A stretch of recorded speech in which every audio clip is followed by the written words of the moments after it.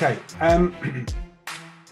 so the reason I wanted to look at this subject today was mainly sort of brought about because a couple of people have contacted me about the EA and strategies that they're using with the EA and looking for ways to improve them.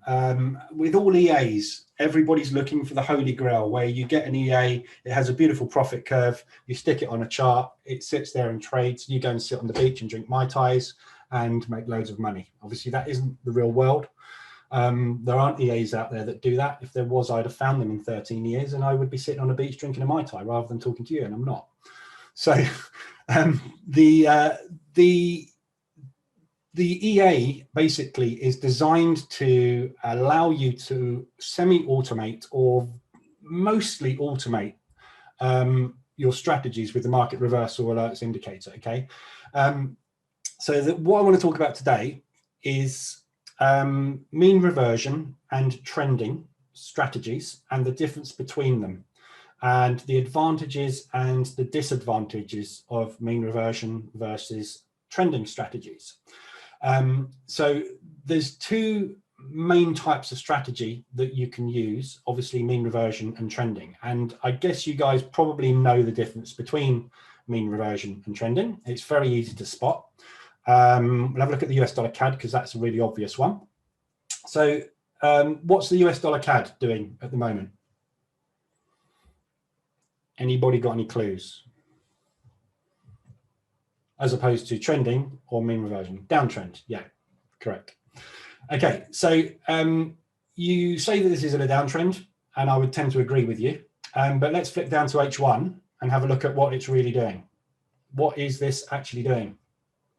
What's it been doing for the last 3-4 weeks? Ranging, it's consolidated. So the difference between mean reversion and trending is actually not a lot. When you're in a trend, you can well be in a mean reversion state as well. So a mean reversion state is where you have price moving from an extreme. So let's look at it from a range band perspective. So from an extreme to an extreme and reverting back to the middle. So what we call a consolidation or a range bound market is basically just mean reverting. So the mean is the center line, yeah? And you can have a mean reversion happening in a trending market where price is doing that, yeah? So that's a mean reversion. So the mean is the central line there, and it's trending down, but it's still reverting to the mean. Same with Bollinger Bands. So Bollinger Bands move like that. Yeah, and they've got a central line, which is basically a moving average. And what price does is it bounces around the Bollinger Bands, reverting to the mean, which is the center of the Bollinger Bands. Yeah, so mean reversions happen in all market states. So whether you're consolidating or you're ranging, you will still be reverting to the mean. And we can see the 24 moving average we've got on the daily here. We can see that as price pushes away down, it mean reverts back to the moving average, and the moving average acts as the mean in this case. Yeah, so it pulls away, pulls back, pulls away, pulls back, pulls away, back, away, back, away, back. Yeah, so mean reversion happens all the time. Trending only happens around about 20% of the time. Yeah, so you've probably heard that, people saying that in the past, market spends 80% of its time in a range, yeah, or in mean reversion of some kind, and 20% of the time it spends in a trend. So as traders, what do you think is the best type of strategy for us to be trading? Trend trading or mean reversion? If we want to create an edge and give ourselves the best possible chance of being right, do you think we want to be trend traders or mean reversion traders? It's a difficult one because everybody tells you that the trend is your friend and to stay in line with the trend. And that is true. I always like to stay in line with the 24 and the 72 from a trend basis on the daily chart. But my version of trading, the way that I trade, is I am a reversal trader or a pullback trader. So I'm actually a mean reversion trader. So what I'm waiting for is price to get extended beyond normal levels and then mean revert. And whether it's mean reverting back to a moving average or it's mean reverting back to the center of a range, I don't care. But what I want is price to be in a mean reversion state or in a trending state where it's pulling back. Yeah. So basically that's kind of what mean reversion is. It's just the fact or the description that we have for price moving in a choppy or a sawtooth, if you like, pattern. And whether that is happening sideways or it's happening in a trend or it's happening in a Bollinger Band, it doesn't matter. As long as price mean reverts, we've got an 80% chance of being right. Yeah. So being a reversion trader, a reversal trader or a pullback trader gives you a massive edge over being a trend trader. And the problem that I see all the time with traders, whether it be whatever strategy, it doesn't matter what strategy they're using or what strategy they're building, is they get their TP wrong because they don't know what type of strategy they're trying to create. So I'll give you an example here on the US dollar CAD because we've got it on the screen and it's obviously in a big trend. So let's say you had a strategy that said every time you get a candle that crosses two moving averages, you get in short, assuming that it's going to go into a trend. Yeah. Do you think you should be setting a massive TP and using a huge risk reward or a very small risk reward in that case? It's not a trick question. You can use either, really. But what you tend to find is the vast majority of people, if they're building a trend-based strategy, will tend to go for the big risk rewards. Yeah. So you see people entering trades with a 5-to-1 risk reward or a 10-to-1 risk reward. And what they're doing is they're trying to capture this big move. Yeah. So they put their stop here when they get in on this candle, and they will have so that's a 1, maybe a 2, 3, 4, 5-to-1 risk reward on that trade. Now, obviously, you'd have hit that, no problem. But look at how long it would have taken you. A year to hit that if you're trading on the daily charts. Yeah. If I'm a mean reversion trader and I'm going to take a 1-to-1 or a 1.2-to-1 risk reward, a much smaller risk reward on my mean reversion entry strategy, I could have got into this on that trade there. So I could have got in with a 1-to-1 there. When it pulled back, it mean reverted. I could have got in again, little stop there and taken a 1-to-1, pulled back. I probably would have got in there, wouldn't I? So wait for it to pull back, would have got in again, maybe again there, waited for a 1-to-1, pulled back, 1-to-1, pulled back, 1-to-1. I mean, I could have taken a 3-to-1 on that, couldn't I? But you see the difference between mean reversion and trending strategies. Trending strategy, you're looking for the big, long home run. Mean reversion, you're looking to be in, out, in, out, in, out as many times as you possibly can, regardless of which way the market's going, because what you're looking for is a very short, small risk reward. So a mean reversion strategy will typically have somewhere between a 1.2 to a 1.5-to-1 risk reward. Yeah. And 80% of the time, price is range bound or in a mean reversion state. So it gives us 80% opportunities to get into our market rather than that one signal we got waiting for that long trade to play out. Yeah. So you see the difference. And when you're creating a strategy or you're looking at a strategy, you need to know, or you need to decide what type of strategy that is. Is it a trending strategy or is it a mean reversion strategy? And you need to adjust your stops and your TPs accordingly when you're getting into those strategies or when you're developing them. Because if you say, I'm going to have a mean reversion strategy, let's look at this last bit here on the hourly.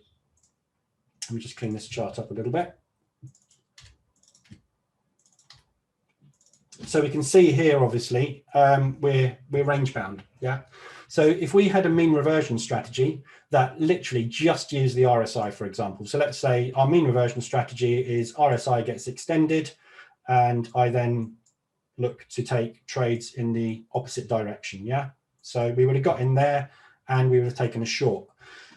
With a mean reversion strategy, we're going to get in somewhere around here, and we're going to have a stop there and a TP somewhere around there, around the midline. Yeah. So here is the top of our range. Here's the bottom of our range, and here is the mean of our range. So when we see price getting to these extremes, we want to be taking mean reversion trades, but we only want to be targeting a little reward. Yeah. But very, very, very often. And with mean reversion strategies, you will find your strike rate on them will tend to be incredibly high. Usually somewhere in the 60 to 80% range for a mean reversion strategy is not unusual. But you're only going to be looking for 1 or 1.2 or 1.5 to 1 risk reward. With a trend-based strategy, you're going to get stopped out loads and loads and loads of times. So let's say, for example, you went in short here. With a trend-based strategy, assuming that this is trending down, it's pulling back, and now it's going to start a new trend. If you got in short here, put your stop there with a 5 to 1 risk reward, what would have happened? Nothing. 3 weeks you've been in this trade, you haven't made any money. With a mean reversion strategy, we've been in and out 5, 6, 7 times, and we've been making money constantly, because 80% of the time it's doing this, even when it's doing that. Yeah. Let's look at another area. Let's take this area here, just because I can see it on the chart clearly. Yeah. So that is March to April. So let's whiz down to the hourly. Yeah. So this is in a trend. Remember, we're in a trend on the US dollar CAD. See if we can find it. Yeah. So even within this trend, what we did was got stuck in a range sideways. So as mean reversion traders, we would have seen it pull back, and we would have gone and taken a short somewhere down to around there. When it got down to here, we would have taken a long up to there, because we know that even in a trend, price is going to stop and it's going to stall, and it's going to spend 80% of the time it does that. It's going to spend 80% of it doing that. Yeah. We are capturing all the money in these bits while everybody is waiting to capture that. So 80% of the time we're doing this while we're doing that for that big 20% of the time. If you look at other pairs out there,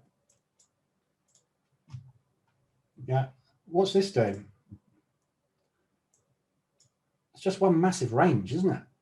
Yeah, it's mean reverting constantly. It's not trending. So on the daily chart, if it's not trending on the daily chart, how many more mean reversion strategy options are you going to have in there for that period of what, a month? Went sideways for a month. So depending what time frame you're looking at, you're going to have completely different opportunities. Yeah. So this is why mean reversion strategies are usually the most successful when you're trying to pass things like prop firm evaluations. So with a prop firm evaluation, you've got a set amount of time that you have got to prove yourself. And do you want to get into a trend-based strategy where you might have to wait, and even on lower timeframes, you might have to wait 3 or 4 weeks for that trend to actually start, and then 3 or 4 weeks for that trend to play out, just to get one good 5 to 1 trade and 3 losers? Or would you rather go into some kind of mean reversion strategy where you're going to be in and out the market multiple times on a weekly basis and making constant money with a higher strike rate, but only taking a tiny little bit of profit out the market each time? Yeah. So that's the difference between the two. And the main difference you'll find between those strategies is one of them will have a big risk reward and one of them will have a very small risk reward. Yeah. Peter just said, performing a wick off. I just seen your comment, Peter. Yeah, so on the US dollar CAD, yeah, that's probably when I said, what's it doing now? It is performing a wick off. You're quite right. So there we've got the spring there. Yeah. So this is forming a very nice wick off. So that should do that potentially. But the fact of the matter is, before it did that, we would have been making money going up and down and up and down like that. So you've just got to find the right type of entry criteria or entry method. And obviously, when you're looking at lower time frames and you're looking for mean reversion options, we are basically trading market structure, aren't we? So you can see that price pushes up and then it will make a new high, another new high, another new high, and then it will start to make a lower high, and market structure starts. And this is what the reversal alerts indicator is telling you, is potentially this is where we're going to turn. So if you just take those entries and take small profits, you're going to be right an awful lot of the time. And obviously, if you basket trade in the way that I basket trade, by getting in multiple times, if I'm wrong on one entry, I will just use the next potential turning point to get another entry to bring my average to the right position, but I will still target the mean. Yeah. So let's say, for example, I got in here. I was expecting that to be the low, that's the high, and there's the mean in the middle. So I got in there and I was aiming to target there and I was wrong. I would get in again there, still be wrong. I would get in again there. And at some point, as long as we've got that 80% edge with us, the mean reversion, I'm going to be right. And when I'm right with 3 positions. And we get back up to the mean there. Yeah. So for those using the EA and trying to build strategies with it, which is kind of what I've done this session for, make sure you know what you're building your kind of EA to do. If you're building it to take advantage of range bound or sideways movement or trending conditions where you're getting lots of pullbacks, keep your TPs small to make sure that you give the EA the opportunity to get you out of those trades. So, you know, don't go for those 5-to-1, 6-to-1 risk rewards on something that is going to spend 80% of its time going up and down, because you're just going to be stuck in those trades for ages and you will get stopped out of them. So if you'd have taken a mean reversion entry there, for example, with your stop there, and you'd set a 5-to-1 or a 10-to-1 TP somewhere up in the sky up here, all that's going to happen is for 3 or 4 days, it's going to chop you around and then it's going to take you out. And then look, it came up and hit your TP. But with mean reversions, you could have been in and out 4 or 5 different times. So much better way of training, of trading. So, so that's really kind of what I wanted to look at and explain the difference between the two and why I trade in the way that I trade, and also why I basket trade. Because with mean reversion strategies, they've got a very, very high strike rate typically. So for those who know how I trade, I use the market reversal alerts indicator. I use the RSI as an extended condition. And as such, I get somewhere between a 50 to 60% strike rate with that strategy. But the TP is always very, very, very difficult to work out. You don't know what it's going to be, do you? So if you go for a very, very small TP, but if you're wrong, give yourself the opportunity to get in multiple times, eventually one of those reversals, those mean reversions, will be correct and give you the opportunity to get back out of the trade. And as long as you're pulling your TP up with multiple entries, as well as getting into multiple entries, the mean that you need to get back to is always going to be fairly close to your average price. And that's basically the strategy in a nutshell, isn't it? That we trade on a day-to-day basis in the live room. So, so yeah, any questions on that, on mean reversion and trending? And does that make sense? Sorry, Andy, what happens if the price breaks out of the range and we have a trade on the opposite direction? Right, so yeah, I think I just covered that. So if you are trading with a stop loss, yeah, you're going to get stopped out. Simple as that.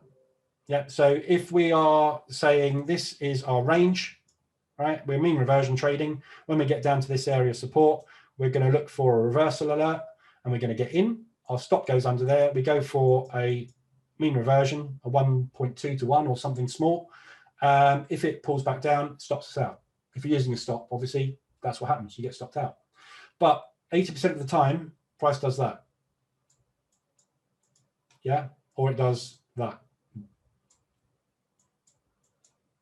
So as long as you're getting in at the points where you think are the extremes, your strike rate is going to be very, very high.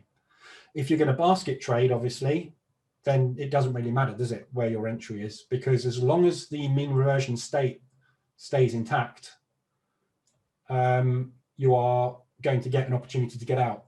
If it breaks out, you need to make sure that you obviously keep scaling into your position so that when you do get that reversion start to happen, you get an opportunity to get out at break even at the worst case scenario.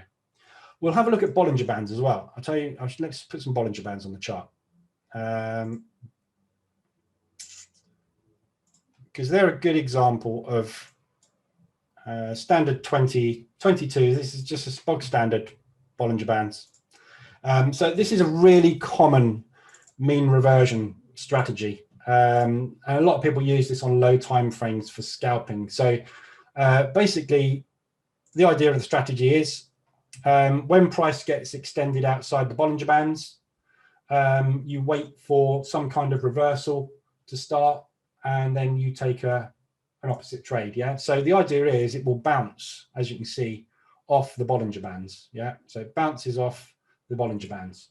So as price pushes down outside the Bollinger Bands, you'll put maybe a pending entry above the candle and wait for price to break above there, and then you will take a stop there and go for a 1-to-1.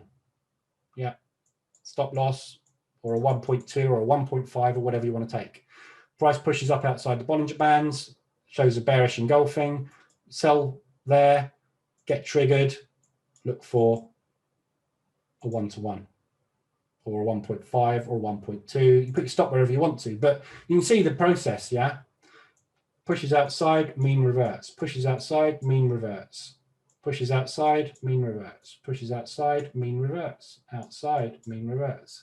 Very, very, very high strike rate, but very, very, very small reward. Yeah. So it's a higher frequency trading scenario, but with a higher strike rate because we know the market spends most of its time doing this. Some really good examples here in a trending market. So price is going up. Yeah. When it pulled outside of these Bollinger Bands here, and you saw that shooting star going, you could have set your sell order there with a stop up here. You may well have got stopped out on that one, but what did it do after that? Mean reverted. Yeah. Would it have given you a 1-to-1 or a 1.1, 1.2, 1.3? Yeah. But you need to work out, whatever strategy you build, you need to work out what you want your reward to be. And that's just done by back testing. So you would look at how many times it got outside. Let's say, for example, your strategy was literally it got outside. Every time it put in tweezer tops or it put in a shooting star outside the Bollinger Bands, you would set a pending order. If that pending got triggered, you would then back test it to see, would it hit 1-to-1? Yes. 80% of the time. There you go, you got a strategy. If 80% of the time it hits a 1-to-1, that's a profitable strategy. If it hits it 50% of the time, it's break even. 55% of the time, you make money. If it would give you enough to go to 1.2-to-1, 60% of the time, you're profitable. If it gave you a 2-to-1, 55% of the time, you're massively profitable. But you need to back test. Yeah. So there, for example, shooting star outside the Bollinger Bands, pending order, boom. Yeah. Sometimes it's not going to work. That's a doji. That's probably a shooting star. You would have taken that one and you'd have got stopped out on that one. Yeah. Not going to work every time, but you'll find it will have a very, very, very high strike rate. As opposed to sitting here, waiting and getting stopped out multiple times. So I'm doing a trend-based strategy. It's broken out. I'm going to take a long, stopped out. It's broken out. I'm going to take a long, stopped out. Broken out. I'm going to take a long, stopped out. Yeah. How many times do you get stopped out waiting for a trend to start? What could you have been doing instead of getting stopped out waiting for a trend to start? Making money in both directions. Yeah. But yeah, so that's, I mean, this is a really simple example, Bollinger Bands. Yeah. I mean, this is, and this is all Bollinger Bands are a moving average. This is a 20 moving average, and this is 2 standard deviations away from that moving average. So all the Bollinger Band is doing is saying, this one's got twice as far as normal away from where it normally goes to. What do you think is going to happen after that has happened? People are going to want to take profit because they've made some money. So what happens? It reverts back to the mean. Pushed out, reverts back to the mean. Pushed out, reverts back to the mean. Pushed out, went to the opposite side. Went almost to the opposite side, but reverts to the mean. Yeah. So, and this works on any time frame. It's fractal. The market's fractal. So it works on M15, works on hourly. Yeah, works on every time frame. Because the market spends 80% of its time doing exactly that, going sideways, even when it's trending. Yeah, you can do it on there as well. But whichever indicators you use, if you use moving averages, you use Bollinger Bands, you can use RSI, stochastics, whatever you want to use for mean reversion. You just want something that really nicely measures when you're going up and down and up and down. That's what it is, isn't it? But if you scale in, just as just ask, but if you scale in, your risk reward goes out of the window. If you scale in with multiple positions, you mean, and not a stop loss, if you scale in, your average price also gets dragged along with you, doesn't it? So your risk reward is the same. So let's do an example. So let's say, for example, you get in pending order, pending order, pending order, pending order, pending order, pending, pending, pending, pending, pending, pending, pending, wouldn't have got triggered all the way up to there. That is my first pending order, I reckon, after that got outside the Bollinger Bands. I'm just using this as making up a strategy as I go along. But that's the first time it would have got out of there, yeah. So instead of me getting stopped out, let's say it pushed up again and I took another position there. My average now is here, isn't it? Yeah. So to get back to mean reversion, I'm 1-to-1. Yeah, hasn't changed because my average has changed. If I take a position here, yeah, and a stop there, and my TP there, for example, that's a single entry. If I then take another entry here, yeah, my average is there. So now I'm not targeting here anymore. I'm targeting here.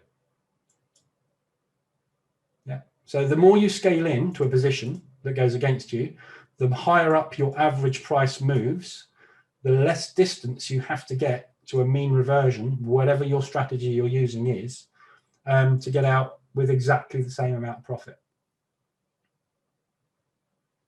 That is if you want to do that. But with mean reversion strategies, a lot of the time people use a stop loss because they have such a high strike rate.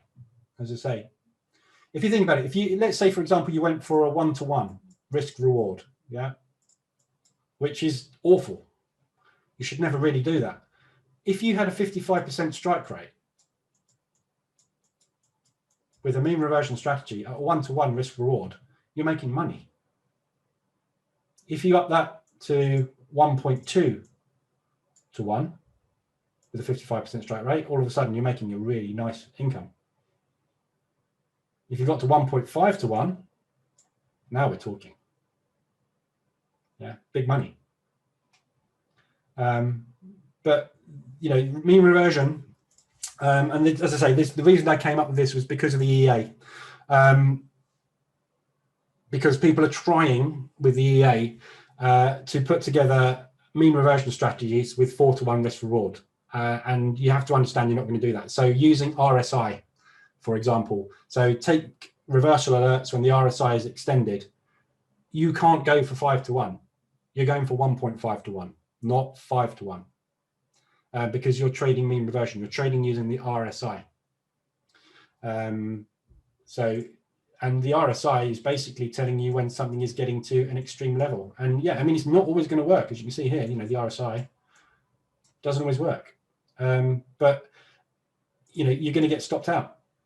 And that's what happens in trading, isn't it? Yeah, as long as your risk reward is right, which was the whole point of this, is explaining the difference between a trend-based strategy and a mean reversion strategy. And the main difference is your risk reward. But if you're waiting to capture a trend, you're going to need to wait a long time for that reward to come in. With a mean reversion, if you're trading on M5 or M15 with mean reversion with a reversal alert indicator, you're going to get out really, really quick, multiple times a day. You're going to get multiple opportunities a day to make that 1.2 or 1.5 R. Yeah. Okay. So yeah, that's it really.